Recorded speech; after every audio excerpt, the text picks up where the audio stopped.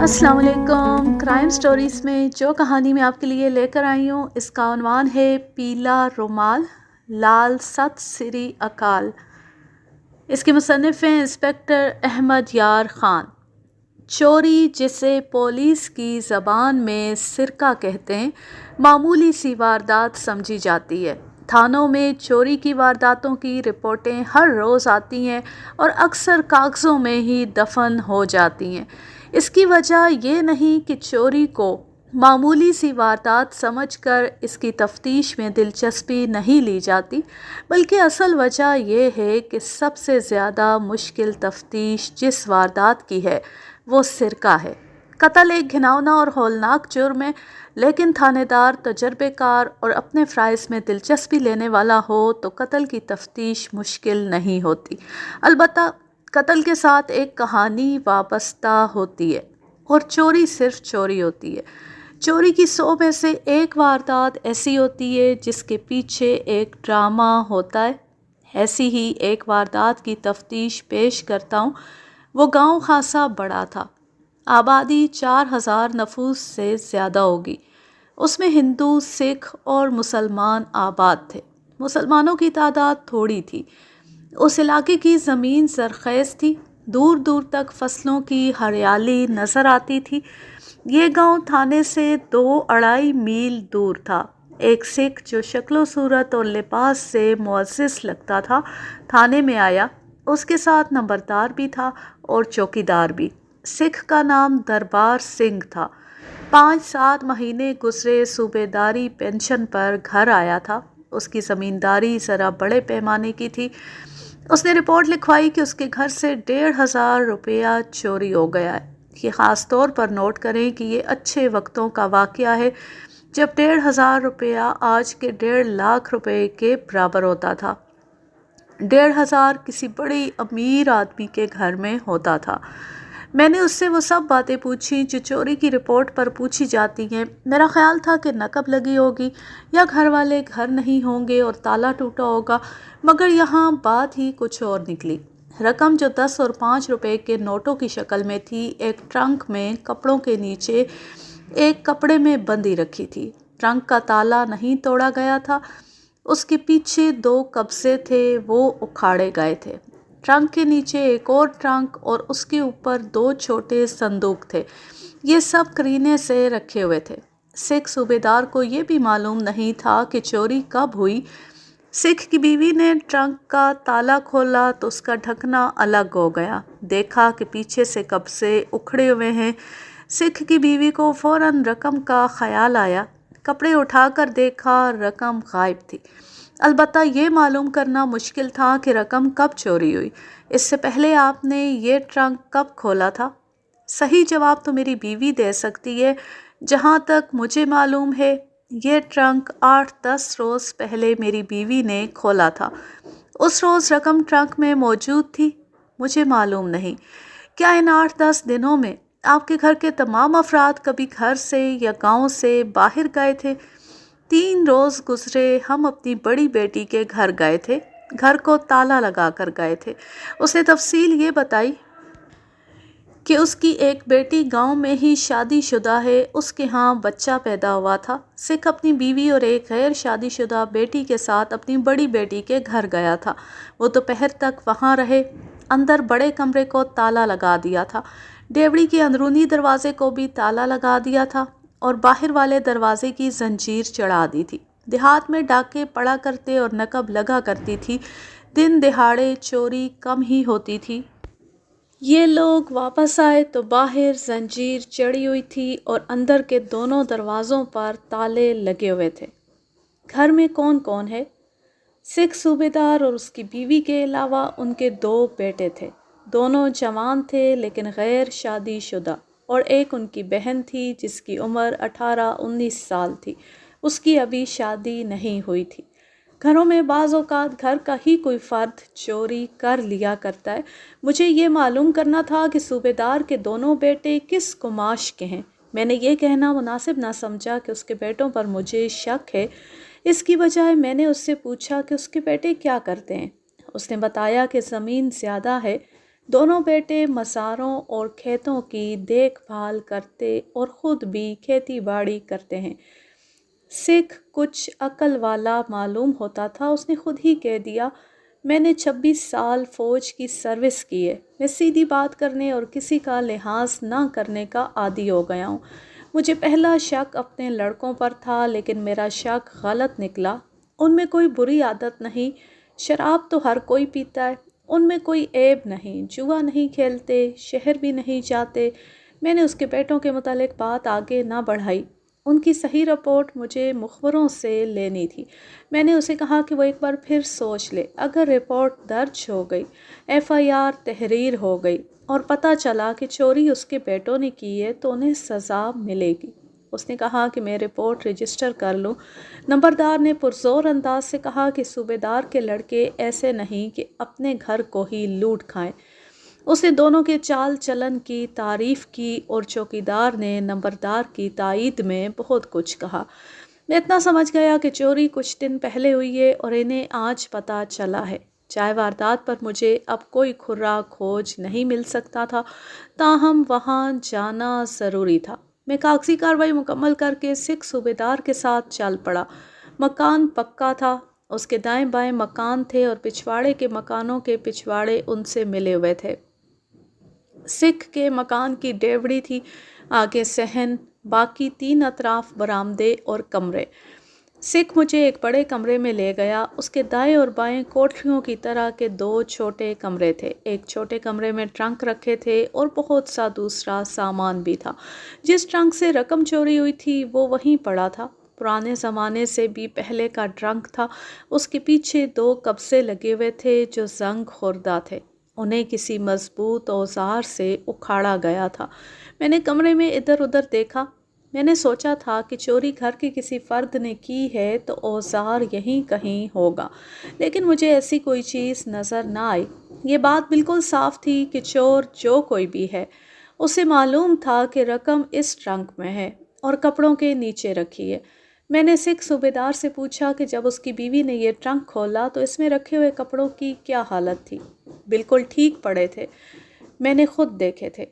اس کا مطلب یہ ہوا کہ چور کو رقم تلاش کرنے کے لیے کپڑے باہر نکالنے کی ضرورت محسوس نہیں ہوئی۔ اگر چور باہر کا کوئی آدمی تھا تو اس نے واردات گھر بھیدی کی مدد سے کی ہے۔ گھر بھیدی وہی ہو سکتا یا ہو سکتی تھی جس کا عمل دخل اس اندرونی کمرے تک تھا۔ آپ نے دیکھا ہوگا کہ ٹرنکوں وغیرہ کی انچارج گھر کی عورت ہوا کرتی ہے، چابیاں اسی کے پاس رہتی ہیں۔ اس لیے میں نے صوبیدار کی بیوی سے تفتیش کی ابتدا بہتر سمجھی۔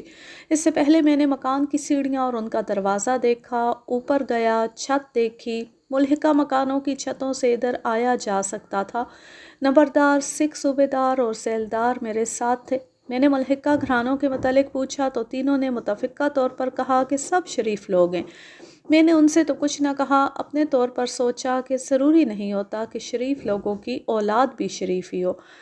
بہرحال مکان ایسا تھا کہ چور اوپر سے آ اور جا سکتا تھا۔ میں نے سکھ کی بیوی کو الگ بٹھا لیا، چابیاں اس کی تحویل میں رہتی تھیں۔ گاؤں کے لوگ روپیہ پیسہ گھروں میں ہی رکھا کرتے تھے، اس لیے چابیاں ایسی جگہ رکھتے تھے جہاں توقع ہی نہیں ہوتی تھی کہ چابیاں ہوں گی۔ یہ عورت ایک پرانی ہانڈی میں چابیاں رکھتی تھی جس میں مسور کی دال پڑی رہتی تھی۔ 3 ہانڈیاں اس کے اوپر رکھی رہتی تھیں، کسی ہانڈی میں گڑ اور کسی میں ہلدی اور کسی میں ایسی کوئی اور چیز تھی۔ یہ تو معلوم ہو چکا تھا کہ ٹرنک کا تالا نہیں ٹوٹا، ڈھکنا اکھاڑا گیا ہے۔ ڈھکنا اکھاڑنے کے لیے وقت درکار تھا اور اس سے آواز بھی پیدا ہوتی تھی، اس لیے چوری رات کو کی گئی ہوگی جب گھر والے صحن میں سوئے ہوئے ہوں گے، یا اس وقت جب گھر میں کوئی بھی نہیں ہوگا۔ صوبیدار کی بیوی نے یہ بتا کر مجھے الجھن میں ڈال دیا کہ نیچے والے ٹرنک میں زیورات تھے جو لڑکی اور اس کے دونوں بھائیوں کی شادیوں کے لیے بنوائے گئے تھے۔ میں کہتا تھا کہ چوری کسی گھر بھیدی کی مدد سے کی گئی ہے۔ اب میں اس الجھن میں پڑ گیا کہ گھر بھیدی کو اگر اس رقم کا علم تھا تو کیا اسے یہ معلوم نہیں تھا کہ اس کے نیچے زیورات بند ہیں؟ اسے ضرور معلوم ہوگا۔ اس سے ظاہر ہوتا تھا کہ چور کو صرف رقم کی ضرورت تھی۔ اگر وہ چوری کے ارادے سے آتا، یعنی جو ہاتھ لگا اٹھا لے جانے کے لیے آتا، تو دوسرے ٹرنک بھی کھولتا۔ دوسرے ٹرنک نہ کھولنے کی ایک وجہ یہ ہو سکتی تھی کہ کوئی جاگ اٹھا ہوگا یا کوئی باہر سے اندر کی طرف آ رہا ہوگا۔ میں نے تھانے میں صوبیدار سے جو باتیں پوچھیں وہ اس کی بیوی سے بھی پوچھیں۔ اس نے بھی بتایا کہ 8-10 روز پہلے ٹرنک اس نے کھولا تھا اور اس وقت رقم موجود تھی۔ آج صبح کھولا تو رقم غائب پائی۔ رقم ریشمی رومال میں بندھی ہوئی تھی۔ میں نے اس سے پوچھا کہ رومال کی کوئی خاص نشانی ہے۔ اس نے بتایا کہ رومال پیلے رنگ کا ہے اور اس کے درمیان میں اس کی چھوٹی بیٹی نے لال دھاگے سے گورمکھی میں ست سری اکال کاڑا ہوا ہے۔ گھر میں ایک نوکرانی تھی، وہ ادھیڑ عمر تھی، اور ایک جوان آدمی گھر کے کام کاج کے لیے بھی آتا تھا۔ وہ دراصل مزارع تھا۔ سکھ کی بیوی نے ان کے متعلق کہا کہ دونوں مرے مٹے سے ہیں اور ہر لحاظ سے قابل اعتماد۔ اس نے کہا کہ وہ اپنے کام سے کام رکھتے ہیں، انہیں معلوم نہیں کہ کون سے ٹرنک میں کیا رکھا ہے۔ تم نے 8-10 دن پہلے ٹرنک کھولا تھا یا آج کھولا ہے؟ اس دوران تم سب لوگ کسی دن گھر سے باہر گئے تھے؟ 3 دن گزرے اپنی بڑی بیٹی کے گھر گئے تھے۔ میں گئی تھی، اجیت کور یعنی میری چھوٹی بیٹی ساتھ تھی اور اس کا باپو صوبیدار بھی ساتھ تھا۔ ہم صبح گئے اور دوپہر کے بعد واپس آئے تھے۔ تمہارے دونوں بیٹے نہیں گئے تھے؟ وہ کھیتوں کو چلے گئے تھے۔ آپ دیکھ رہے ہیں کٹائی ہو رہی ہے۔ گھر کون رہا تھا؟ نوکر اور نوکرانی؟ نہیں، گھر کو تالے لگا کر گئے تھے۔ تالے کہاں کہاں لگائے تھے؟ ایک اس بڑے کمرے کو، دوسرا ڈیوڑی کے اندرونی دروازے کو، اور ڈیوڑی کے باہر والے دروازے کی باہر سے زنجیر چڑھا دی تھی۔ وہاں تالا لگانے کی ضرورت نہیں تھی۔ کوئی کھول بھی لے تو ڈیوڑی سے اندر آنے کا کوئی راستہ نہیں۔ جب تم لوگ واپس آئے تو تالے لگے ہوئے تھے۔ تمہیں کوئی شک تو نہیں ہوا؟ لگے ہوئے تھے۔ مجھے کچھ بھی شک نہیں ہوا۔ میں نے دونوں تالے منگوا کر دیکھے، ان پر ایسا کوئی نشان نہیں تھا جو ظاہر کرتا کہ یہ تالے سلاخ سے یا کسی اور اوزار سے کھولے گئے ہوں۔ اگر اس طرح کھولے جاتے تو پھر بند نہ ہوتے۔ صوبیدار کی بیوی نے کہا کہ اس نے واپس آ کر دیکھا تالے بند تھے۔ یہ بھی ہو سکتا تھا کہ تالے اسی قسم کی دوسری چابیوں سے کھولے گئے پھر لگا دیے گئے ہوں۔ میں نے سوچا کہ تالے سلاخ وغیرہ سے کھولے جاتے تو چور ٹرنک کا تالا بھی کھول لیتا۔ چور نے ڈھکنا کیوں اکھاڑا ہے؟ مجھے شک ہونے لگا کہ چور اسی گھر میں ہے اور تالے کھولنے کے لیے دوسری چابی استعمال کی گئی ہے۔ میں نے اشاروں میں سکھ کی بیوی سے معلوم کرنا چاہا کہ یہ کارستانی اس کے کسی بیٹے کی ہو سکتی ہے۔ معلوم نہیں وہ میرے اشارے سمجھ سکی یا نہیں، البتہ اس نے ایسی باتیں کی جن سے ظاہر ہوتا تھا کہ اسے اپنے بیٹوں پر شک نہیں۔ مجھے یہ تو یقین ہو گیا تھا کہ چوری اسی روز ہوئی ہے جس روز یہ لوگ اپنی بڑی بیٹی کے گھر گئے تھے۔ ان تالوں کی دوسری چابیاں بھی ہیں؟ دونوں تالوں کی ہیں، ٹرنک کے تالے کی نہیں۔ وہ اسی گچھے میں ہیں؟ نہیں، 3-4 تالوں کی دوسری چابیاں الگ گچھے میں ہیں۔ اجیت کور کے باپو نے ایک بار کہا تھا کہ ہر تالے کی دوسری چابی الگ رکھنی چاہیے۔ ایک ہی گچھے میں تمام چابیاں ہوں اور گچھا گم ہو جائے تو دوسری چابیاں بھی ساتھ ہی چلی جاتی ہیں، پھر تالے توڑنے پڑتے۔ سکھ چونکہ 26 سال فوج میں رہا تھا اس لیے عقل کی بات کرتا تھا۔ میں نے اس کی بیوی سے پوچھا کہ دوسری چابیاں کہاں ہیں؟ اس نے بتایا کہ ایک سوٹ کیس میں رکھی ہیں۔ میرے کہنے پر وہ چابیاں لے آئی۔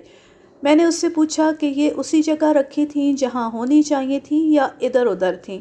اس نے بتایا کہ جہاں رکھی رہتی تھیں وہیں تھی۔ میں نے چابیوں کو غور سے دیکھا، لیکن ان سے مجھے کچھ بھی حاصل نہیں ہو سکتا تھا۔ یہ چابیاں تو مجھے کچھ بھی نہیں بتا سکتی تھیں۔ میرے پوچھنے پر اس نے بتایا کہ وہ جتنی دیر اپنی بڑی بیٹی کے گھر رہی، چابیاں اسی کے پاس رہیں۔ وہ ذرا سوچ کر بولی، نہیں، کچھ دیر بعد چابیوں کا گچھا اجیت کور نے لے لیا تھا اور اسی کے پاس رہا تھا۔ اس نے کیوں لے لیا تھا؟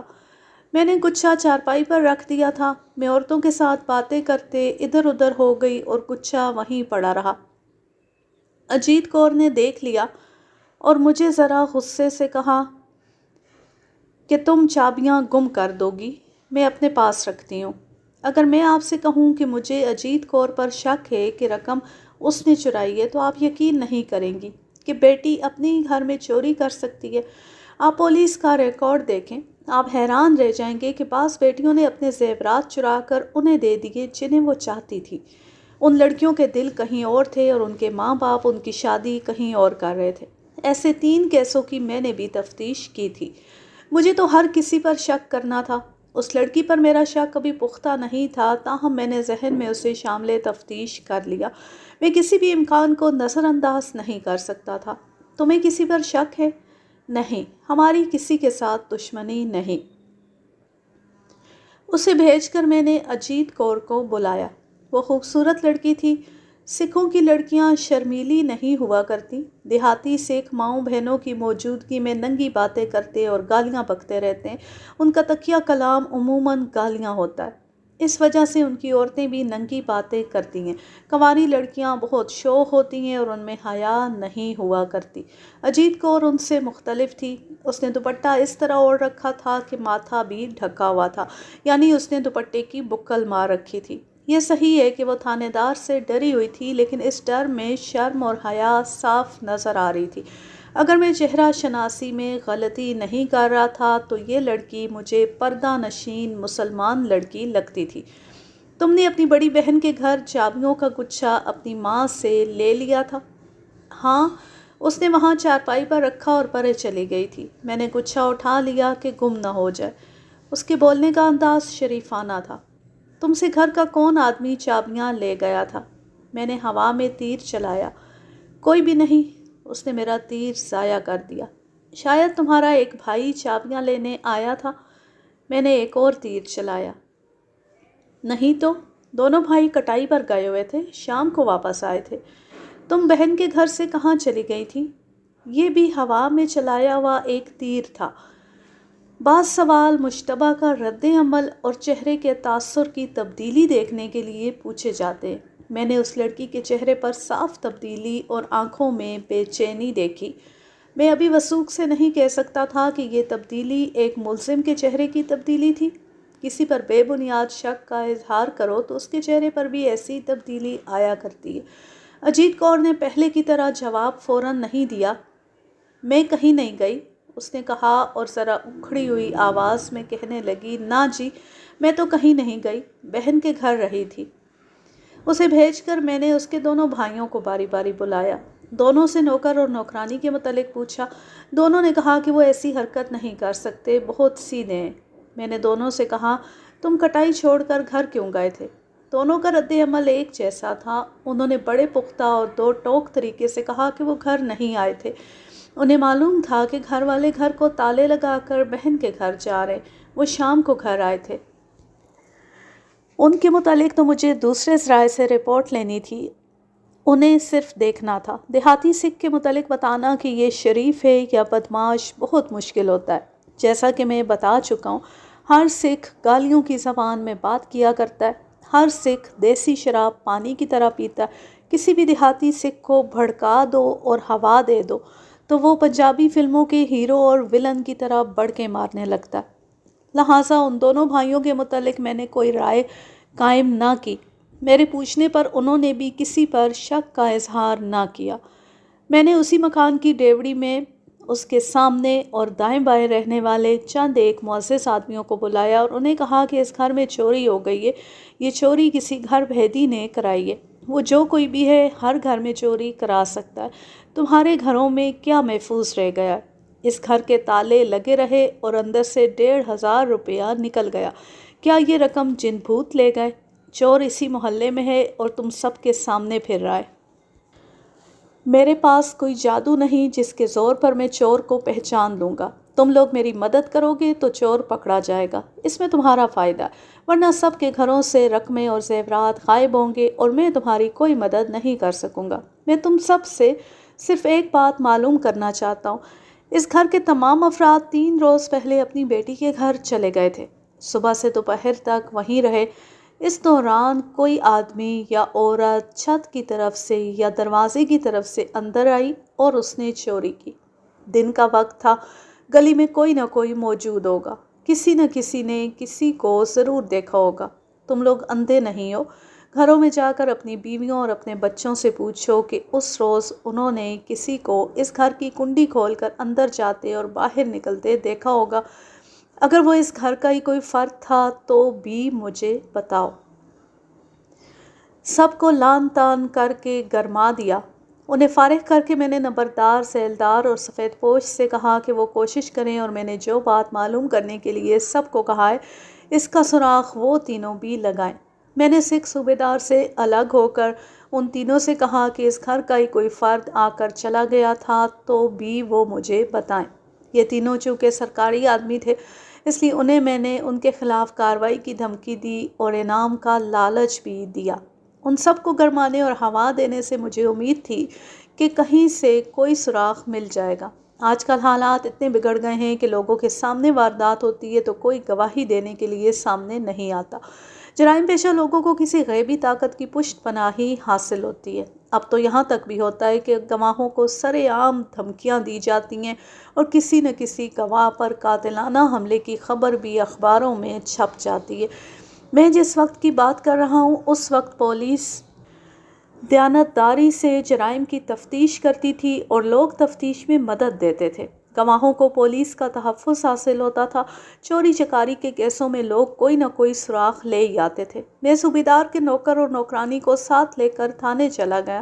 وہاں جا کر نوکر سے صوبیدار کے مزاروں اور 2-4 دوسرے کسانوں اور مزاروں کے نام پوچھ کر ایک کانسٹیبل سے کہا کہ وہ ان سب کو تھانے لے آئے۔ نوکرانی ادھیڑ عمر عورت تھی، بہت گھبرائی ہوئی تھی۔ وہ سکھ تھی اور بیوہ۔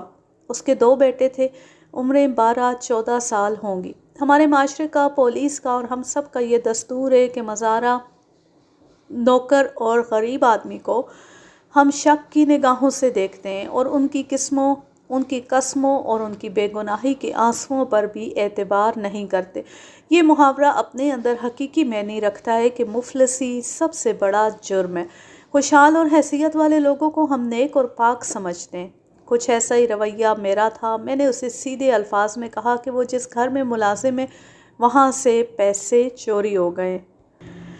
اگر یہ اس کا کام ہے تو صاف بتا دے اور رقم واپس کر دے، میں اسے بچا لوں گا۔ اس کی حالت بہت بری ہو گئی، اس کے منہ سے بات نہیں نکل رہی تھی۔ وہ جو کچھ کہنا چاہتی تھی وہ اس کی آنکھوں سے آنسوؤں کے راستے بہنے لگا۔ اس نے کہا کہ اس نے اپنے 2 بچوں کی خاطر اس گھر کی بہت خدمت کی ہے اور پوری دیانتداری سے کام کیا ہے تاکہ اس کے بچوں کو روٹی ملتی رہے۔ اس نے اپنے خاوند کو یاد کیا اور بہت روئی۔ اس نے کہا کہ سر کا سائیں زندہ ہوتا تو آج مجھ پر چوری کا الزام نہ لگتا۔ اگر تھانے دار جذبات میں الجھ جائے تو کسی بھی واردات کی تفتیش نہ کر سکے۔ اگر میں آپ کو وہ ساری باتیں سنا دوں جو اس نے کہی تھیں تو آپ کے آنسو نکل آئیں۔ میں اس سے متاثر ہو گیا تھا، لیکن میرے سامنے ایک حقیقت تھی۔ میں اسے حقیقت کی طرف لے آیا اور پوچھا کہ جس روز صوبیدار اپنی بیٹی اور بیوی کے ساتھ اپنی بڑی بیٹی کے گھر گیا تھا اس روز وہ کہاں رہی تھی؟ اس نے جواب دیا کہ وہ ساتھ والے گاؤں میں اپنی ایک بہن کے گھر چلی گئی تھی۔ اسے چونکہ چھٹی کبھی کبھی ملا کرتی ہے اس لیے اپنی بہن سے کم ہی مل سکتی ہے۔ اس روز اسے موقع ملا اور وہ بچوں کو لے کر چلی گئی اور شام سے ذرا پہلے واپس آئی۔ تمہیں یہ تو پتہ ہوگا کہ تمہاری مالکن ٹرنکوں کی چابیاں کہاں رکھتی ہے؟ نہیں جی، مجھے بالکل علم نہیں۔ یہ تو میں نے معلوم کر لینا تھا کہ وہ اپنی بہن کے گاؤں گئی تھی یا نہیں، اور کیا وہ وہیں رہی تھی یا کچھ دیر کے لیے غائب ہو گئی تھی۔ میں نے اس سے گھر کے بھید لینے کے لیے اسے یہ یقین دلایا کہ مجھے اس پر اعتبار آ گیا۔ میں نے اسے اجیت کور کے متعلق پوچھا کہ وہ کیسی لڑکی ہے، اس کی عادتیں کیسی ہیں اور اس کا کہیں میل جول ہے یا نہیں۔ نوکرانی کا یہ ڈر بجا تھا کہ اس کے مالکوں کو پتہ چل جائے گا کہ اس نے مجھے ان کی بیٹی کے متعلق کچھ باتیں بتائی ہیں۔ میں نے اس کا یہ ڈر دور کر دیا۔ میری توقع کے خلاف اس نے اجیت کور کی بہت تعریف کی اور بتایا کہ لڑکی کا رجحان مذہب کی طرف زیادہ ہے اور اس میں نوجوان اور خوبصورت لڑکیوں والی شوخی ہے ہی نہیں۔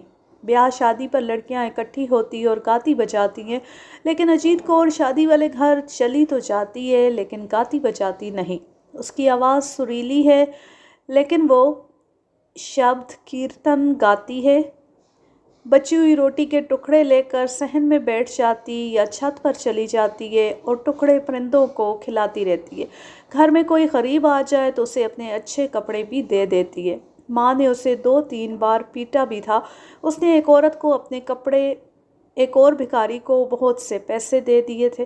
اس نے اپنے بھائیوں اور باپ سے کئی بار کہا تھا کہ وہ شراب نہ پیا کرے، لیکن سکھ اپنی بیوی کو تو چھوڑ سکتا ہے، شراب نہیں چھوڑ سکتا۔ نوکرانی سے میں نے کہا کہ وہ آخر جوان لڑکی ہے، کسی کو چاہتی ہوگی۔ نوکرانی نے بتایا کہ وہ شاید کسی کو چاہتی ہوگی مگر اسے کوئی نہیں چاہتا، اس کا تو رشتہ مانگنے بھی کوئی نہیں آتا۔ سب کہتے ہیں کہ یہ تو وہ گرو کی گائے ہے، اس کی شکل و صورت پر مرنے والے تو بہت ہیں، اس کی عادتوں سے سب گھبراتے ہیں، بعض تو یہ کہتے ہیں کہ اس کے دماغ میں کوئی نقص ہے۔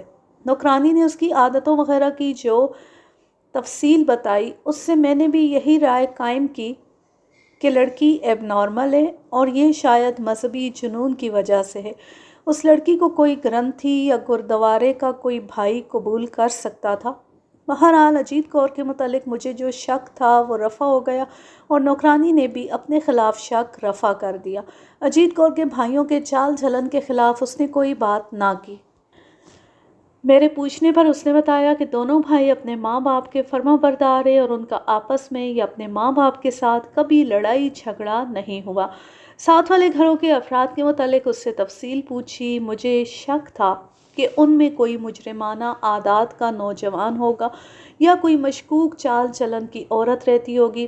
اس نے بتایا کہ وہ سب خوشحال گھرانے ہیں اور ان میں سے کسی عورت کا صوبیدار کے گھر آنا جانا اتنا زیادہ نہیں کہ اسے یہ بھی معلوم ہو کہ فلاں ٹرنک میں رقم رکھی ہوئی ہے۔ کوئی اور عورت بتا سکتی ہو جس کے ساتھ تمہاری مالکن کے تعلقات اتنے گہرے ہوں کہ اسے یہ بھی معلوم ہو کہ رقم اور زیورات کہاں رکھیں؟ گاؤں کی عورتیں آتی رہتی ہیں، 2-3 کے ساتھ سردارنی کے تعلقات بہت گہرے ہیں، لیکن میں نے کبھی کسی عورت کو اس کمرے میں سردارنی کے ساتھ جاتے نہیں دیکھا جس میں ٹرنک رکھیں۔ یہ عورت مجھے اپنی رہائی کے لیے خوش کرنا چاہتی تھی، اس لیے میں دیکھ رہا تھا کہ وہ کوشش کر رہی تھی کہ میں جو پوچھوں اس کا جواب صحیح اور مکمل دے۔ اس سے میں نے بہت کچھ پوچھا، صوبیدار اور اس کی بیوی کے آپس کے تعلقات کے متعلق بھی پوچھا، وہ بتاتی رہی۔ میں نے اس عورت کو بہت دیر اپنے ساتھ رکھا اور مجھے یقین آ گیا کہ اس کا اگر کوئی جرم ہے تو وہ صرف مفلسی اور بیوگی ہے، اور یہ کہ وہ 2 بچوں کی ماں ہے۔ اسے میں نے چھٹی دے دی اور ایک کانسٹیبل سے کہا کہ وہ اس عورت کی بہن کے گاؤں جائے اور نمبردار کو ساتھ لے کر معلوم کرے کہ فلاں دن یہ عورت اپنی بہن کے گھر گئی تھی، کیا واقعی گئی تھی، کتنی دیر وہاں رہی تھی، کیا اس دوران کہیں چلی گئی تھی۔ 4-5 مزارے آ گئے۔ صوبیدار کا نوکر بھی تھا۔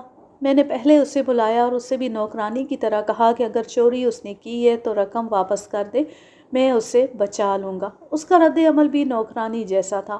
مجھے اس کے چہرے پر اور اس کے انداز میں جرم نظر نہیں آ رہا تھا، لیکن بعض نہایت شریف آدمی بھی اپنے سامنے رقم پڑی دیکھ کر جیب میں ڈال لیتے ہیں۔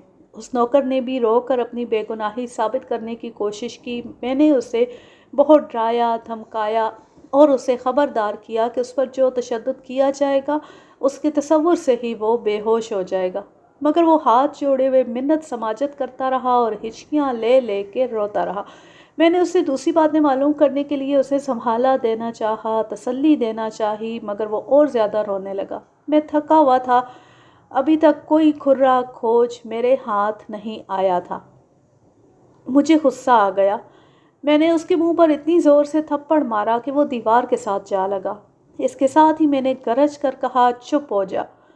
یوں لگا جیسے کھڑے کھڑے اس کی جان نکل گئی ہو۔ ایک ہاتھ اپنے گال پر رکھ کر وہ بت بن گیا۔ ایک سکھ کانسٹیبل کو بلا کر اسے کہا کہ اسے پانی پلاؤ۔ وہ پانی پی چکا تو میں نے اسے کہا، اگر وہ بے گناہ ہے تو میں جو پوچھتا ہوں وہ سچ سچ بتا دے، ورنہ ہڈیاں توڑ دوں گا۔ ایک ہی تھپڑ اسے ٹھکانے لے آیا۔ کچھ اور جھک جھک کر کے میں نے اس کا ڈر دور کیا۔ بڑی لمبی پوچھ گچھ سے اس نے جو بتایا وہ نوکرانی کے بیان کی تائید تھا۔ اجیت کور کے متعلق اس نے وہی بتایا جو نوکرانی نے بتایا تھا۔ جس روز یہ لوگ اپنی بڑی بیٹی کے گھر چلے گئے تھے اس روز تم نے دن کہاں گزارا تھا؟ کٹائی میں۔ کٹائی میں تو ہر کسی کی ضرورت ہوتی ہے، ان دنوں مجھے کھیتوں میں بلا لیتے ہیں۔ سوچو اور اچھی طرح یاد کر کے مجھے بتاؤ کہ اس روز دونوں بھائیوں میں سے کوئی ایک کچھ دیر کے لیے گھر آیا تھا؟ اس نے سوچ سوچ کر بتایا کہ وہ کٹائی میں لگا رہا تھا، اس نے دیکھا نہیں، دونوں بھائی بھی کٹائی کر رہے تھے۔ اب مجھے بالکل صحیح بتاؤ کہ دونوں بھائیوں کا چال چلن اور عادتیں کیسی ہیں؟ وہ پھر گھبرا گیا اور ہاتھ جوڑ کر اس نے منت کے لہجے میں کہا، میں ان کا نوکر ہوں مہاراج جی، انہیں پتہ چل گیا تو مجھے جان سے مار ڈالیں گے۔ میں نے اسے حوصلہ دیا اور یقین دلایا کہ اس کے مالکوں کو پتہ نہیں چلے گا کہ اس نے کچھ بتایا ہے۔ اس نے جو انکشاف کیا وہ یہ تھا کہ دونوں بھائیوں میں اور تو کوئی بری عادت نہیں، البتہ بڑے بھائی کا دوستانہ ایک ہندو عورت کے ساتھ ہے۔ وہ بہت خوبصورت عورت ہے اور بڑی چالاک ہے۔ نوکر نے بتایا کہ وہ ان کے پیغام ایک دوسرے تک پہنچاتا ہے۔ اس نے یہ راز فاش کیا کہ یہ عورت پیسے مانگتی رہتی ہے، عموماً کتنی رقم مانگتی ہے، کبھی 15 روپے، کبھی 20 روپے، اور بڑا بھائی اسے روپے دے دیتا ہے، ہر بار دے دیتا ہے۔ پچھلے دنوں اس عورت نے زیادہ رقم نہیں مانگی تو نہیں تھی، لیکن مجھے ایک شک ہے۔ یہ عورت شادی شدہ ہے، اس نے اپنی چھوٹی بہن کو اپنے پاس رکھا ہوا ہے کیونکہ ان کے ماں باپ مر چکے ہیں۔ یہ عورت بہن کی شادی کی فکر میں رہتی ہے۔ وہ سنت سنگھ صوبیدار کا بڑا بیٹا اس سے ضرور مدد مانگے گی یا مانگ چکی ہوگی۔ نوکر میری حوصلہ افزائی سے اب عقل کی باتیں کرنے پر آ گیا تھا۔ میں نے اس سے پوچھا کہ اس نے کس طرح محسوس کیا ہے کہ اس عورت نے سنت سنگھ سے رقم مانگی ہوگی یا مانگے گی۔ اس نے بتایا کہ وہ 3 سال سے ان کے درمیان آیا ہوا ہے۔ اس نے عورت کی کچھ باتیں سنائی جس سے اندازہ ہوتا تھا کہ وہ سنت سنگھ کی کھال اتار رہی ہے۔ نوکر نے یاد کر کے کہا، پچھلے سال کی کٹائی کے بعد اس عورت نے مجھے کہا تھا کہ سنتے سے کہنا کہ سنار نے انگوٹھی تیار کر دی ہے۔ میں نے سنت سنگھ سے کہہ دیا۔ اس نے کچھ بھی نہ کہا۔ 2-3 روز بعد سنت سنگھ نے مجھے کپڑے میں بندھی ہوئی ایک چیز دے کر کہا کہ اسے دے دینا۔ میں نے لے جاتے ہوئے کھول کر دیکھا، یہ سونے کی انگوٹھی تھی۔ کیا یہ عورت صوبیدار کے گھر آتی رہتی ہے؟ آتی ہے، لیکن سردارنی اسے پسند نہیں کرتی، ادھر ادھر کی باتیں کر کے ٹال دیتی ہے۔ گاؤں والوں کو ان کی دوستی کا علم ہے، کئی لوگ جانتے۔ سنت سنگھ کے باپ کو بھی معلوم ہے، شاید اسے معلوم نہیں۔ اگر صوبیدار کو پتہ چل جائے تو بیٹے کی ہڈیاں توڑ دے۔ اس سلسلے میں نے نوکر سے جو معلومات حاصل کرنی تھی کر لی اور اسے سختی سے کہہ دیا کہ وہ کسی کو نہ بتائے کہ میں اس سے کیا پوچھتا رہا ہوں اور اس نے مجھے کیا بتایا۔ مزاروں کو اکیلے اکیلے بلایا۔ ان سے میں یہ معلوم کرنا چاہتا تھا کہ صوبیدار اپنے کنبے کے ساتھ اپنی بڑی بیٹی کے گھر چلا گیا تھا تو اس دوران دونوں بھائیوں میں سے کوئی کٹائی سے غیر حاضر ہوا تھا۔ اب نوکر مجھ پر بڑا قیمتی انکشاف کر گیا تھا، اس لیے میرے لیے یہ معلوم کرنا کہ بڑا بھائی سنت سنگھ کٹائی سے غیر حاضر ہوا تھا یا نہیں زیادہ ضروری ہو گیا تھا، اور اب مجھے یقین ہو گیا تھا کہ چور اسی گھر میں ہے اور چوری اسی روز ہوئی ہے جس روز گھر والے تالے لگا کر گئے تھے۔ یہ غریب لوگ تھانے دار اور اس کے تھانے سے بھی ڈرتے تھے اور اپنے مالکوں سے بھی کھل کر بات کرتے گھبراتے تھے۔ ان میں سے صرف ایک نے بتایا کہ سنت سنگھ کٹائی چھوڑ کر کہیں چلا گیا تھا۔ اس کے اندازے کے مطابق وہ 1.5 گھنٹہ غائب رہا تھا۔ وہ دن اسی میں گزر گیا۔ رات کو نمبردار میرے گھر آیا۔ وہ صرف یہ بتانے آیا تھا کہ وہ سراغ رسانی میں مصروف ہے۔ میں چاہتا تھا کہ وہ آ جائے۔ میں نے اس سے سنت سنگھ اور ہندو عورت کے متعلق پوچھا۔ اس نے نوکر کے بیان کی تصدیق کی۔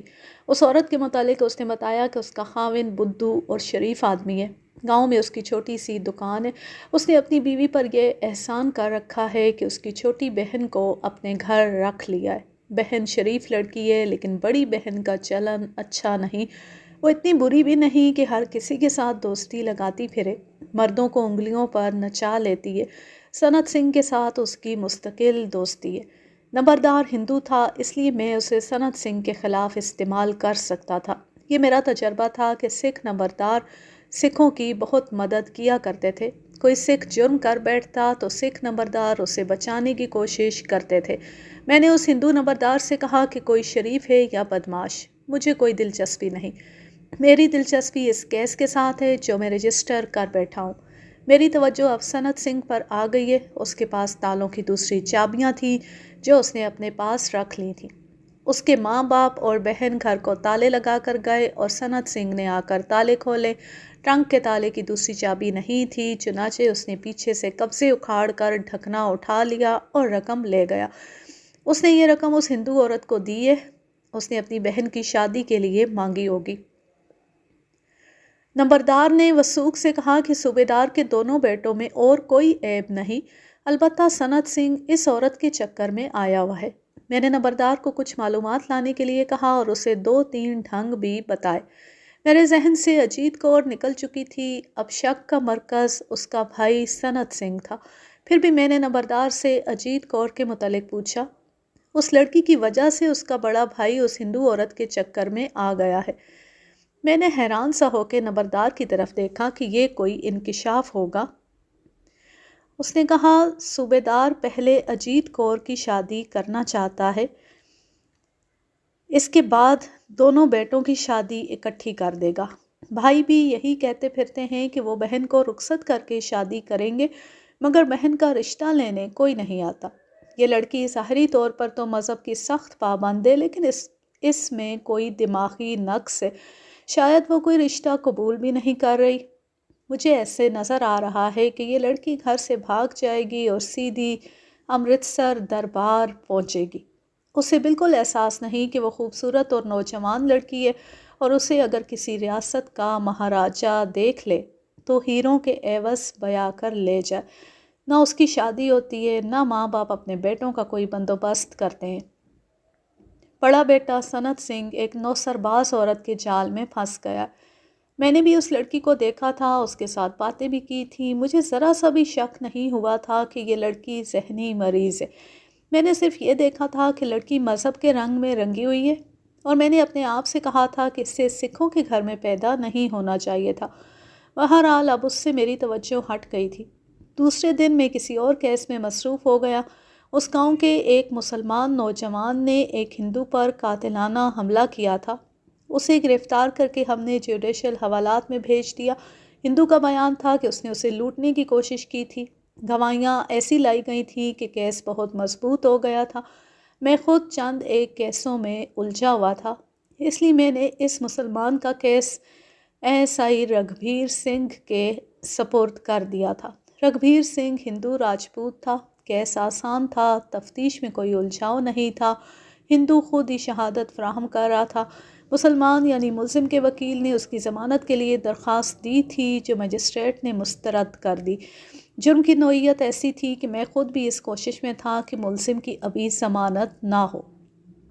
رگھبیر سنگھ سے میں نے کہہ رکھا تھا کہ ضمانت نہ ہونے دینا، مگر مجھے پتہ چلا کہ ملزم ضمانت پر رہا ہو گیا ہے۔ رگھبیر سنگھ کورٹ سے آیا تو اس نے بتایا کہ ملزم کا پہلا وکیل بہت کمزور اور نالائق تھا، اب اس نے بڑا اچھا وکیل کر لیا ہے۔ ملزم غریب آدمی تھا، اس نے جرم بڑا سنگین کیا تھا، غربت کی وجہ سے وہ کوئی قابل وکیل نہیں کر سکا تھا۔ اس نے جرم بھی غربت کی وجہ سے ہی کیا تھا، لیکن اس کی دلیری کا یہ عالم تھا کہ تھانے میں اسے لایا گیا تو ہم سب کو للکارتا تھا۔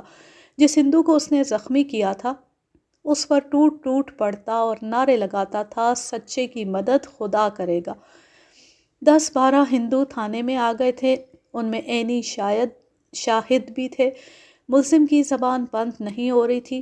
مجھے کہیں اور جانا تھا۔ میں کیس رگھبیر سنگھ کے حوالے کر کے چلا گیا۔ اس کے بعد رگھبیر سنگھ اس کیس کی جو کارگزاری اور ڈائری میرے آگے رکھتا رہا، میں اس پر دستخط کرتا رہا۔ اس روز جب SI رگھبیر سنگھ نے عدالت سے آ کر بتایا کہ ملزم ضمانت پر رہا ہو گیا ہے تو مجھے غصہ آ گیا۔ ضمانت سیشن کورٹ سے ہوئی تھی، رگھبیر سنگھ بھی کورٹ میں گیا تھا۔ میں نے اسے کہا کہ اسے سرکاری وکیل کو بتایا نہیں ہوگا کہ ملزم کی ضمانت نہیں ہونی چاہیے، وہ ضمانت رکوا سکتا تھا۔ رگھبیر سنگھ بار بار کہتا تھا کہ ملزم نے ایک مہنگا اور قابل وکیل کر لیا ہے۔ ہم دونوں برآمدے میں کرسیوں پر بیٹھے تھے۔ رگھبیر سنگھ نے جیب سے رومال نکالا اور چہرے سے پسینہ صاف کیا۔ میں نے اتفاق سے دیکھا اور میں چونک پڑا۔ رومال ریشمی تھا اور اس کا رنگ پیلا تھا۔ اس کے درمیان مجھے لال کڑھائی نظر آئی۔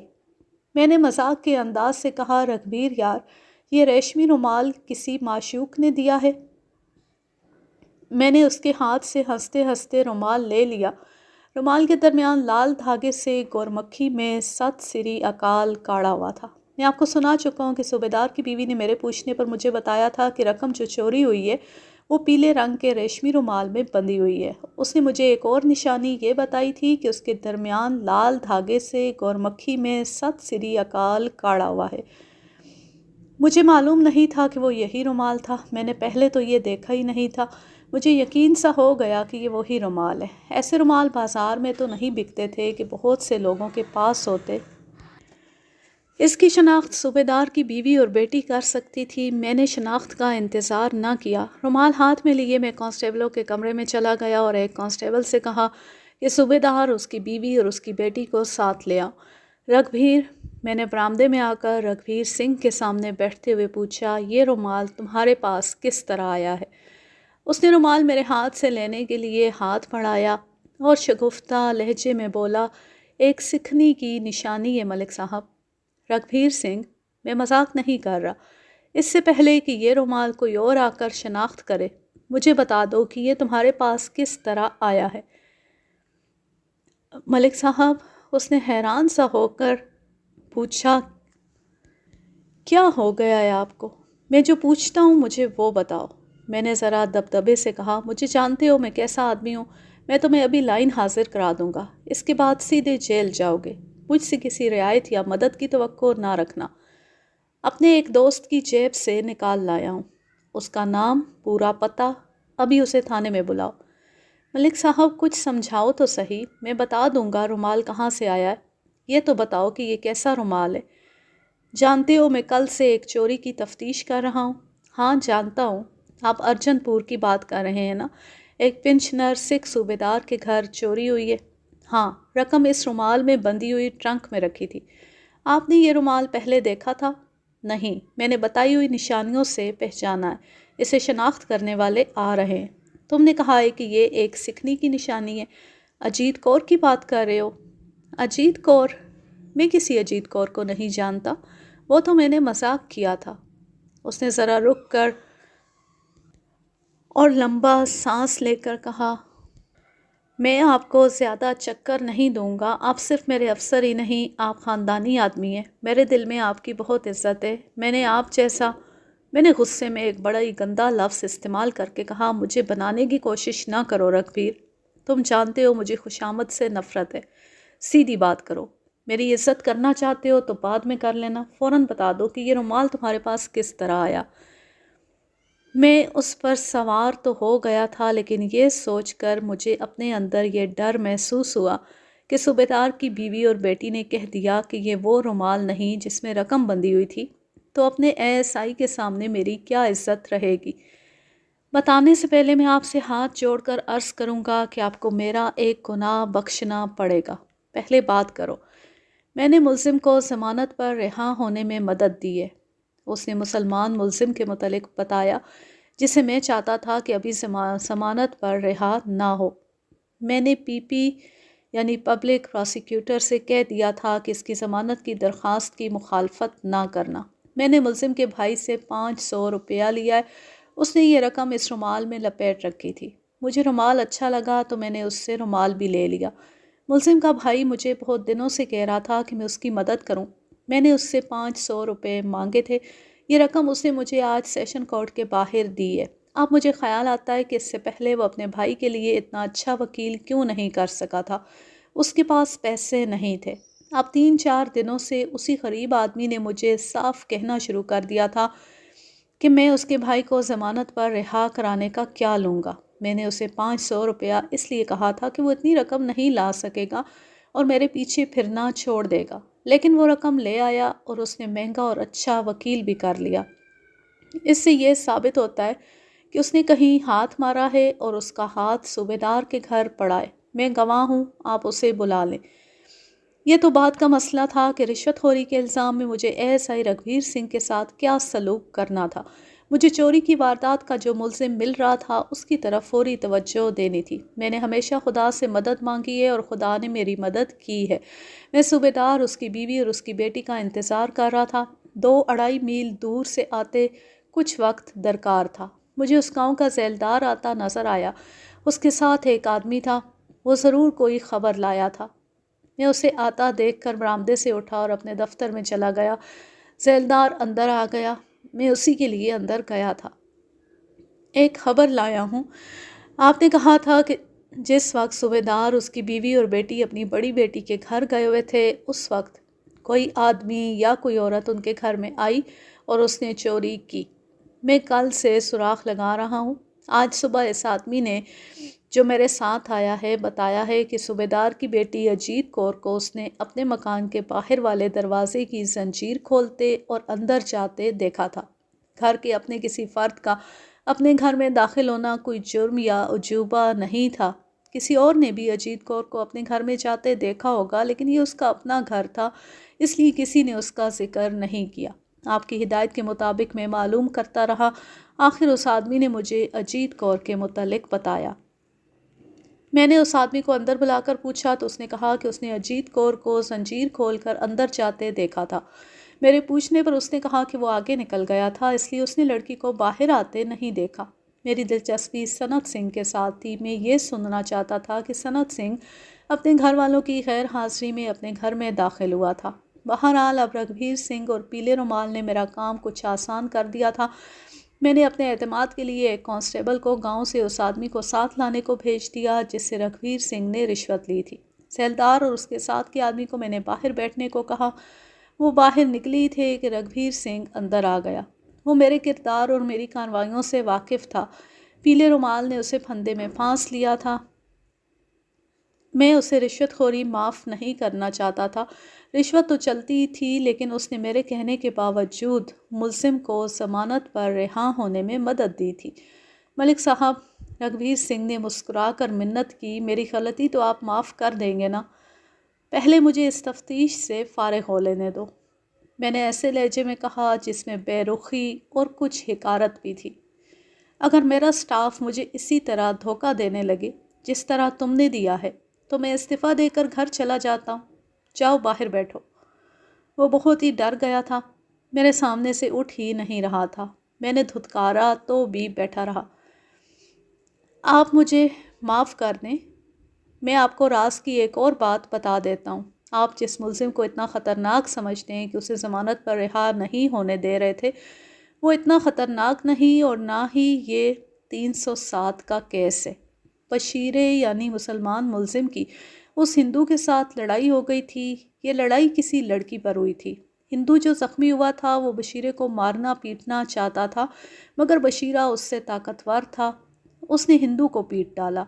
گاؤں کے 4-5 ہندوؤں نے بشیرے کے خلاف یہ پرچہ کرا دیا کہ اس نے اس ہندو پر قاتلانہ حملہ کیا ہے اور اس کی جیب سے رقم نکالنے کی کوشش کی ہے۔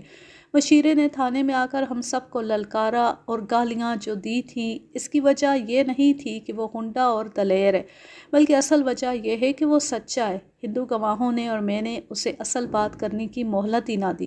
آپ اس کے رویے سے اس کے خلاف ہو گئے۔ مجھے ابھی تک معلوم نہیں کہ یہ لڑکی کا کیا چکر تھا اور لڑکی کون تھی۔ یہ تو تمہارا دوسرا جرم ہے جو تم مجھے سنا رہے ہو۔ میں نے مصروفیت کی وجہ سے یہ کیس تمہارے حوالے کر دیا تھا۔ دیکھو ملک صاحب، میں آپ کو راز کی کیسی کیسی باتیں بتا رہا ہوں اور آپ کا غصہ ٹھنڈا ہی نہیں ہو رہا۔ میرا غصہ واقعی ٹھنڈا نہیں ہو رہا تھا۔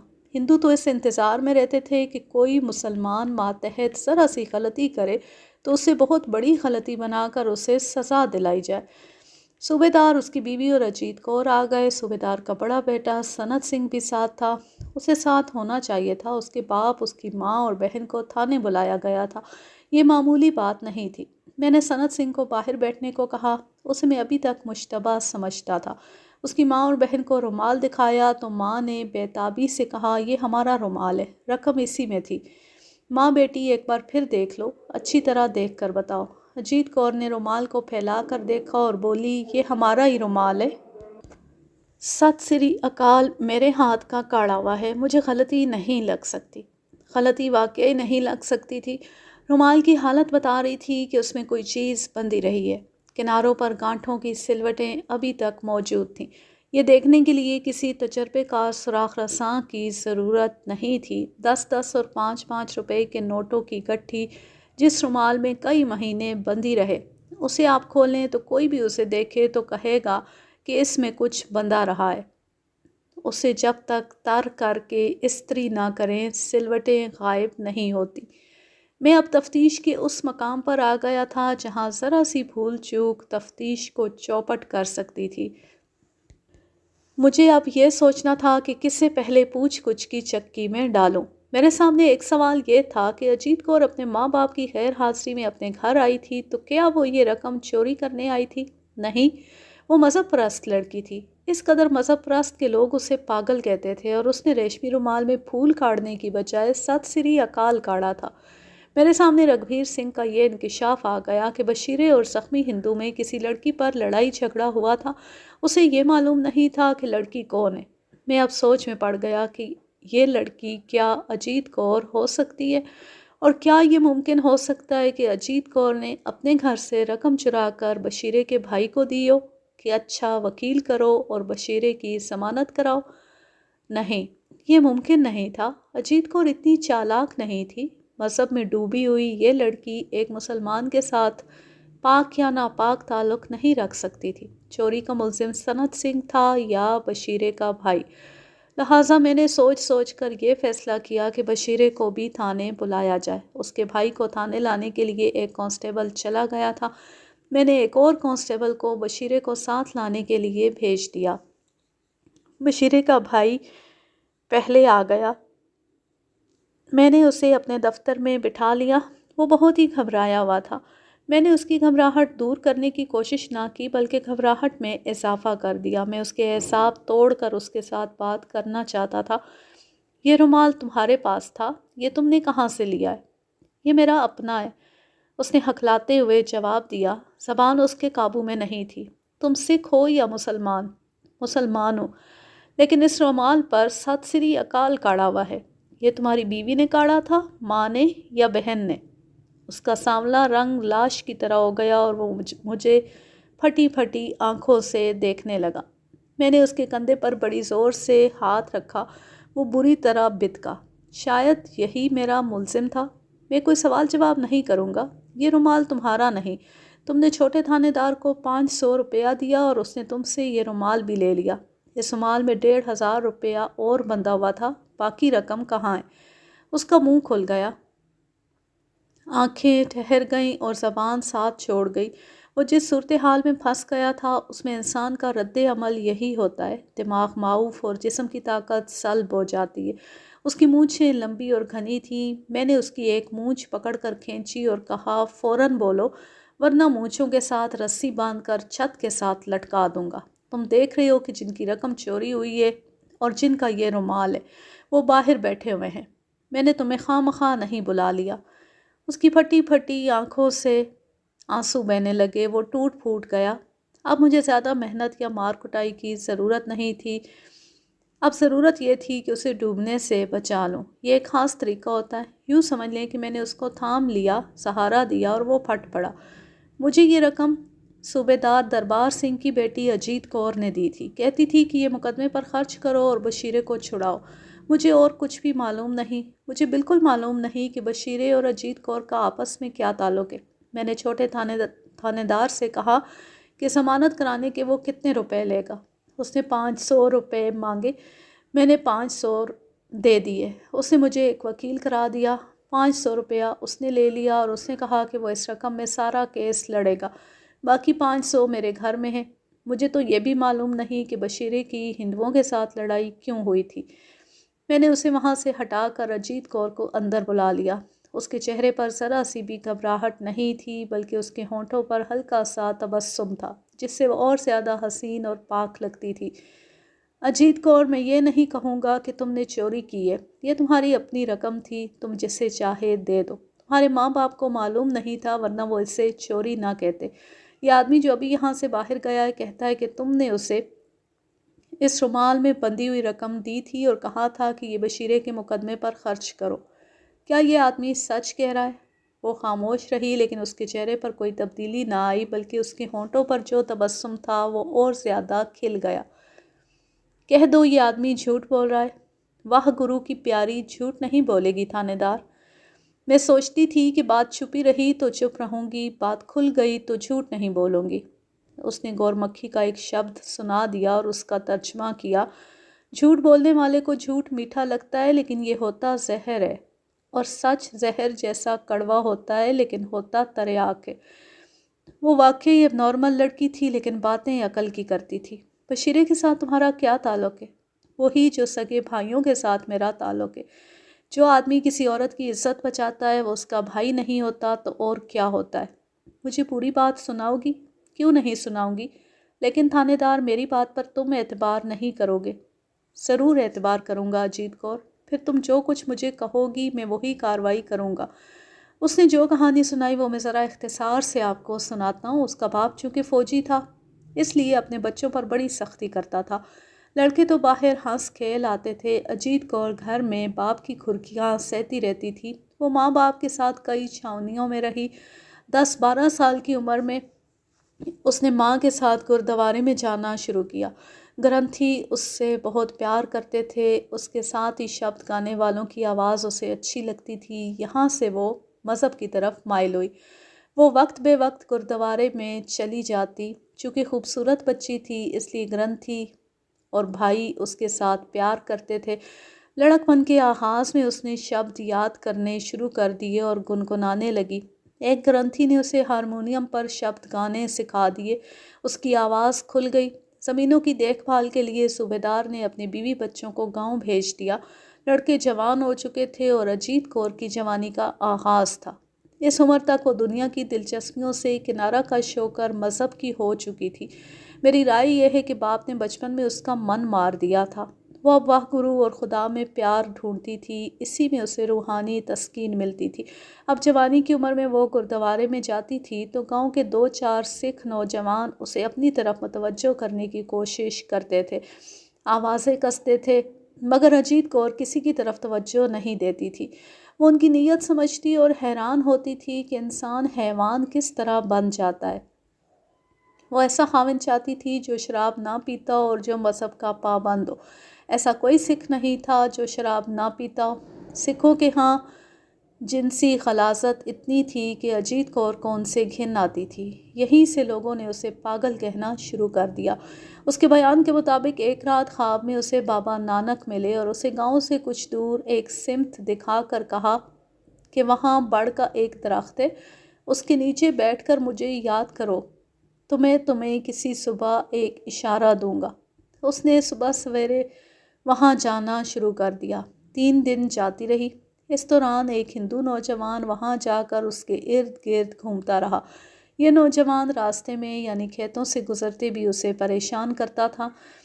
چوتھی صبح وہ بڑ کے درخت تلے بیٹھی عبادت میں مصروف تھی۔ ہندو ذرا پرے پرے اس کے گرد گھوم رہا تھا۔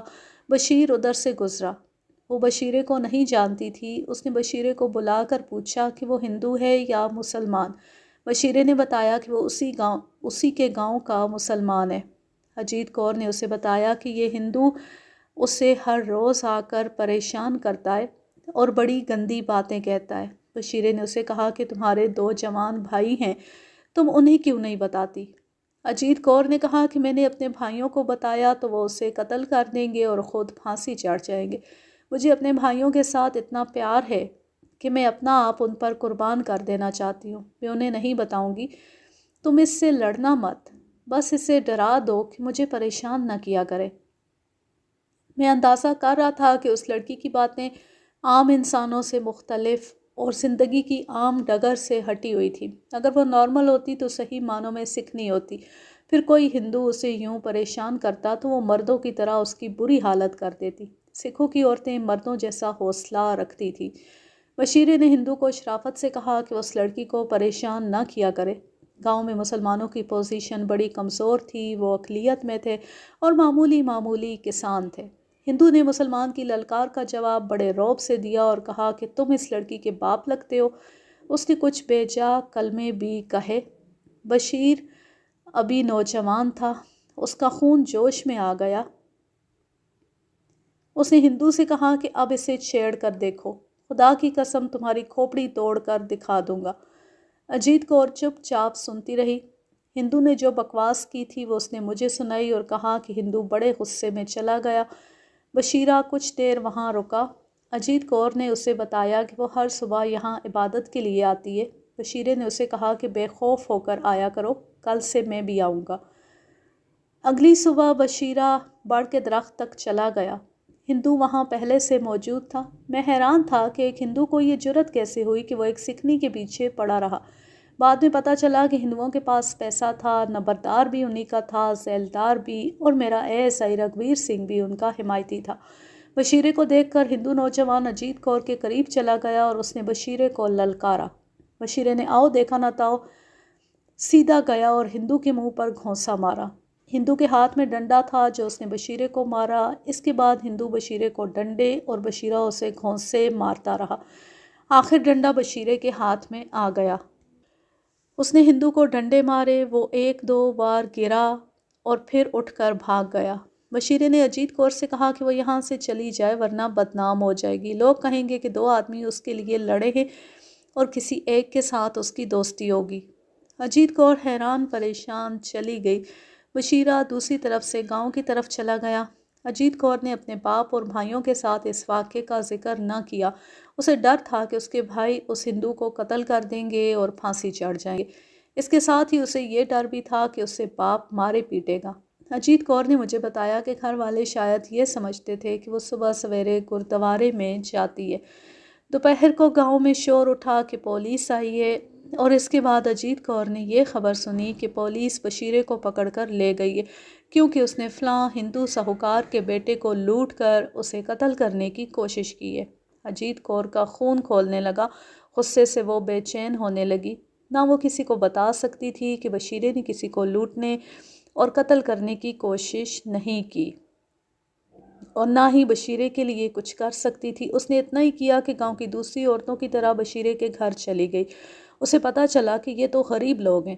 بشیرے کی ماں کو اس نے بین کرتے دیکھا، وہیں اس نے بشیرے کے بھائی کو دیکھا۔ اجیت کور کو یہ ڈر تھا کہ پولیس اسے بھی تھانے بلائے گی، لیکن اسے کسی نے نہیں بلایا۔ اس نے بشیرے کے بھائی کو دیکھ لیا تھا، اسے دو تین بار ملی۔ اس نے اجیت کور سے کہا کہ ہم غریب لوگ ہیں، وکیل کے لیے بھی پیسے نہیں، اس لیے ضمانت نہیں ہوتی۔ اجیت کور کو معلوم نہیں تھا کہ تھانے اور عدالتوں میں کیا ہوتا ہے۔ وہ یہی جانتی تھی کہ بشیرے نے اس کی عزت کی خاطر اتنی بڑی قربانی دی ہے۔ بشیرے کے بھائی سے اسے پتہ چلا کہ پیسہ ہو تو تھانے دار کو رشوت دے کر ضمانت ہو سکتی ہے اور اچھا وکیل کیا جا سکتا ہے جو بشیرے کو بری کرا لے گا۔ اجیت کور ہر لمحہ پریشان رہنے لگی۔ اس کا دماغ اپنے انداز سے سوچتا تھا۔ اس نے مجھے یوں سنایا: رات بابا نانک خواب میں آئے اور کہنے لگے کہ جس نے تیرے لیے قربانی دی ہے اس کے لیے تو بھی قربانی دے، یہی میرا اشارہ ہے۔ میں صبح اٹھی تو مجھے سب سے پہلے یہ 1,500 روپیہ یاد آیا جو ماں نے ٹرنک میں رکھا ہوا تھا۔ میں نے اسے بھی بابا نانک کا اشارہ سمجھا۔ مجھے خیال آیا کہ میرے باپ کے پاس اتنی زمین ہے، اتنا زیادہ سونے کا زیور ہے، ماہوار اتنی زیادہ پینشن ملتی ہے۔ ماں کہتی ہے کہ اس نے ایک جگہ بہت سا روپیہ رکھا ہوا ہے، مگر اس آدمی کے پاس ایک پیسہ نہیں جو اکیلی دکیلی عورت کی عزت پر قربان ہوتا اور سولی پر کھڑا ہو جاتا ہے۔ مجھے اشارہ ملا کہ 1,500 روپیہ نکال اور اس غریب آدمی کو دے دے۔ اس نے موقع کی تلاش شروع کر دی اور وہ دن آیا کہ وہ اپنے ماں باپ کے ساتھ اپنی بڑی بہن کے گھر گئی۔ بہن کے ہاں بچہ پیدا ہوا تھا، وہاں بہت سی عورتیں جمع تھیں اور وہ گا بجا رہی تھیں۔ اس نے دیکھا کہ اس کی ماں ایک چارپائی پر بیٹھی تھی، وہ وہاں سے اٹھ گئی اور چابیاں وہیں بھول گئی۔ اجیت کور نے چابیاں اٹھا لیں اور ماں سے یہ کہہ کر کہ تم چابیاں گم کر دو گی، چابیاں اپنے پاس رکھ لیں۔ فوراً ہی اسے خیال آیا کہ وہ 1,500 روپیہ نکال سکتی ہے۔ وہاں عورتوں نے رونق بنا رکھی تھی۔ اجیت کور وہاں سے کھسک گئی، اپنے گھر کے تالے اطمینان سے کھولے، ٹرنک کا تالا کھولا، بڑے آرام سے رومال میں بندھی ہوئی رقم نکال کر نیفے میں اڑس لی۔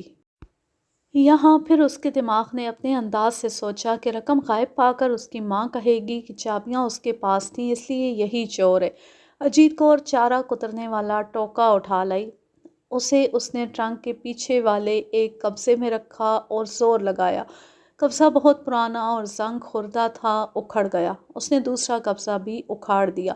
اس سے وہ یہ ظاہر کرنا چاہتی تھی کہ ٹرنک کسی باہر کے آدمی نے توڑا ہے، کیونکہ اس کے پاس چابی نہیں تھی۔ اس نے یہ نہ سوچا کہ کمرے اور ڈیوڑی کے دروازوں کے تالے تو وہ کھول کر لگا چلی ہے، باہر کے آدمی کے پاس ان کی چابیاں کہاں سے آ گئی تھیں۔ دروازوں کو تالے اور باہر کے دروازے کی زنجیر چڑھا کر وہ بشیرے کے گھر آ گئی اور اس کے بھائی کو الگ کر کے رومال سمیت رقم اسے دی اور اسے کہا کہ یہ رقم کسی کو نہ دکھائے، کسی کے ساتھ ذکر نہ کرے اور اس سے اپنے بھائی کو چھڑا لائے۔ میں اس لڑکی کے بیان پر اس لیے حیران نہ ہوا کہ وہ نفسیاتی کیس تھی، وہ نارمل نہیں تھی۔ اس کے ساتھ سوال جواب محض بیکار تھے۔ میں نے اسے یہ کہہ کر باہر بھیج دیا کہ اپنے ماں باپ کو یہ نہ بتائے کہ اس نے مجھے کیا بتایا ہے۔ بشیرے کا بھائی باہر بیٹھا تھا، اسے پھر اندر بلایا۔ اس سے پوچھ گچھ کے دوران ASI رگھبیر سنگھ اور اجیت کور کے بیانوں کی تصدیق ہو گئی۔ اس غریب آدمی نے کچھ بھی نہ چھپایا۔ اس نے بتایا کہ رگھبیر سنگھ نے نمبردار اور ذیلدار نے ان کے گھر آ کر بشیرے کو اور اسے مارا پیٹا، عورتوں کی بے عزتی کی، اور جب بشیرے نے کہا کہ یہ ہندو صوبے دار دربار سنگھ کی بیٹی کو پریشان کرتا تھا تو رگھبیر سنگھ نے اسے اور پیٹا اور کہا کہ اس نے کسی لڑکی کا نام لیا تو اسے جان سے مار دیا جائے گا۔ اس دوران بشیرہ بھی آ گیا تھا۔ وہ ابھی تک غصے میں تھا، بڑا جوشیلا نوجوان تھا۔ میرے سامنے آتی بولا، میری ایک بات سن لو جناب، میں نے پہلے بھی پولیس کی بہت مار کھائی ہے، اب بھی کھا لوں گا۔ میں تمہیں بتا دیتا ہوں کہ میں ضمانت پر ہوں، میں سچا ہوں۔ میں نے اس لڑکی کی عزت بچائی ہے جو ابھی یہاں سے نکل کر گئی ہے۔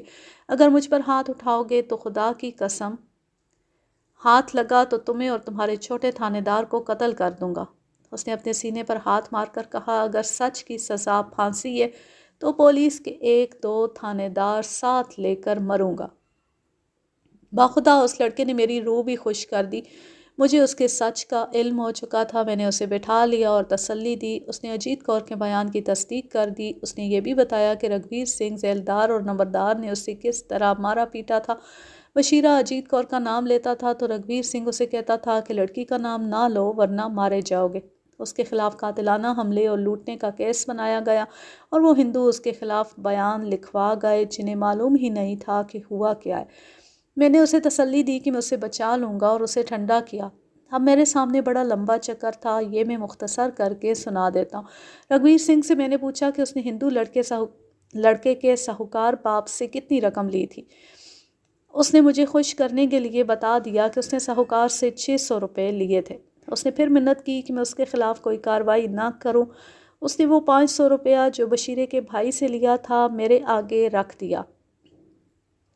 میں نے اسی وقت اس کے خلاف رپورٹ لکھی جو بڑی سخت تھی۔ آخر میں لکھا کہ اسے لائن حاضر کر کے اس کے خلاف کیس تیار کیا جائے۔ صوبے دار وغیرہ اور دیگر تمام افراد کو جنہیں بلایا تھا گاؤں چلے جانے اور وہاں سے کہیں اور نہ جانے کی تلقین کر کے رخصت کر دیا۔ نمبردار کو تھانے بلایا اور اسے کہا کہ میں نمبردار اور ذیلدار کو تھانے بلایا اور انہیں کہا کہ میں ان دونوں کے خلاف رپورٹ لکھ کر بھیج رہا ہوں اور ان کی ذیلداری اور نمبرداری ختم کرا رہا ہوں۔ دونوں ہاتھ جوڑ کر میرے قدموں میں بیٹھ گئے۔ اتنی بڑی چوٹ ان لوگوں کی برداشت سے باہر تھی، لیکن مجھے کوئی رپورٹ نہیں لکھنی تھی کیونکہ ان سے مجھے ایک کام لینا تھا۔ انہیں میں نے جی بھر کے ذلیل کیا، گالیاں دیں اور کہا کہ میں انہیں نہیں چھوڑوں گا۔ اس طرح ان کے پاؤں تلے سے زمین نکال کر میں انہیں وہاں لے آیا جہاں میں انہیں لانا چاہتا تھا۔ میں نے انہیں کہا کہ اگر وہ اپنی ذیلداری اور نمبرداری کو بچانا چاہتے ہیں تو جس ہندو کے ساتھ بشیرے کی لڑائی ہوئی تھی اس کے باپ سے جا کر کہو کہ اس کا دوست رگھبیر سنگھ لائن حاضر ہو رہا ہے اور اب کیس میرے ہاتھ میں ہے۔ اب بشیرے کی جگہ اس کا بیٹا جیل میں جائے گا۔ پھر ان دونوں سے میں نے کہا کہ تمام گواہوں سے کہہ دو کہ تم جھوٹی گواہی دینے آ رہے ہو، ذرا سنبھل کر کورٹ میں آنا۔ میں سب کے خلاف جھوٹی گواہی دینے کے الزام میں مقدمہ پیش کروں گا۔ مختصر یہ کہ میں نے زبانی غیر قانونی حرکتیں کی اور سب کو اتنا ڈرایا کہ ساہوکار تو اگلے روز میرے پاس آ گیا اور ہندوؤں کے مخصوص طریقے کے مطابق ہاتھ جوڑ کر منت کی کہ میں اس کے بیٹے کے خلاف کوئی کارروائی نہ کروں۔ میں نے اسے اور زیادہ خوفزدہ کر دیا۔ اس نے مجھے بھی کچھ رقم پیش کی جو میں نے قبول نہ کی۔ میں بشیرے کو بچانے کی ترکیب کر رہا تھا۔ رگھبیر سنگھ نے جو دوسرے جھوٹے گواہ بنائے تھے، ذیلدار اور نمبردار نے اپنی حیثیت اور عزت بچانے کے لیے توڑ دیے۔ رگھبیر سنگھ لائن حاضر ہو گیا۔ میں نے بشیرے کے خلاف چالان عدالت میں پیش کر دیا۔ بشیرے کے بھائی نے ایک بڑا قابل وکیل ستیا پال کھنہ کیا۔ پہلی پیشی پر میں اس سے ملا اور اسے ساری کہانی سنائی اور اسے بتایا کہ میں خود ہی یہ کیس تباہ کر رہا ہوں۔ وہ بڑا مالدار وکیل تھا۔ اس نے بڑے اونچے کردار کا مظاہرہ کیا۔ اس نے 500 روپے بشیرے کو واپس کر دیے۔ اس تفصیل میں جانے کی ضرورت نہیں کہ کیس کس طرح بشیرے کے حق میں ہوا، مختصر یہ کہ بشیرہ بری ہو گیا۔ اور صوبیدار کے گھر کی چوری کی FIR اور دیگر کاغذی کارروائی کی نقلیں ہر طرف جا چکی تھیں۔ اس کیس کو بہرحال علاقہ مجسٹریٹ کے سامنے جانا تھا، لیکن میں اجیت کور کو بچانا چاہتا تھا۔ ایک دو وکیلوں اور PDSP کی مدد سے صوبیدار دربار سنگھ نے اجیت کور کا معائنہ ذہنی امراض کے ایک ڈاکٹر سے کرا کے کورٹ میں ثابت کر دیا کہ اس کا دماغی توازن صحیح نہیں۔ اس طرح اس کے خلاف کیس نہ چلا۔ ایک دلچسپ بات بھی سن لیجئے۔ رقم 1,500 چوری ہوئی تھی۔ رگھبیر سنگھ نے جو 500 روپیہ بشیرے کے بھائی سے لیا تھا وہ اس نے میرے حوالے کر دیا تھا۔ وکیل نے جو 500 لیا تھا وہ بھی اس نے واپس کر دیا۔ 1,500 روپیہ پورا ہو گیا، جو پیلے رومال میں باندھ کر صوبیدار دربار سنگھ کے حوالے کر دیا گیا۔ ایسا ہی رگھبیر سنگھ پہلے معطل رہا۔ اس کے خلاف انکوائری ہوئی تو اسے سروس سے برطرف کر دیا گیا۔ مجھے آج بھی اجیت کور کے الفاظ یاد آتے ہیں کہ بابا نانک نے خواب میں کہا تھا کہ جھوٹ میٹھا لگتا ہے لیکن ہوتا زہر ہے، اور سچ کڑوا ہوتا ہے لیکن تریاک ہے۔ میری نظر میں اس لڑکی کا دماغی توازن ہم سب سے زیادہ صحیح تھا۔ یوں یہ دلچسپ کہانی اپنے اختتام کو پہنچی۔ اب میں لیتی ہوں آپ سے اجازت۔ جہاں رہیں خوش رہیں، شاد و آباد رہیں، ہنستے مسکراتے رہیں۔ اللہ حافظ، اللہ نگہبان۔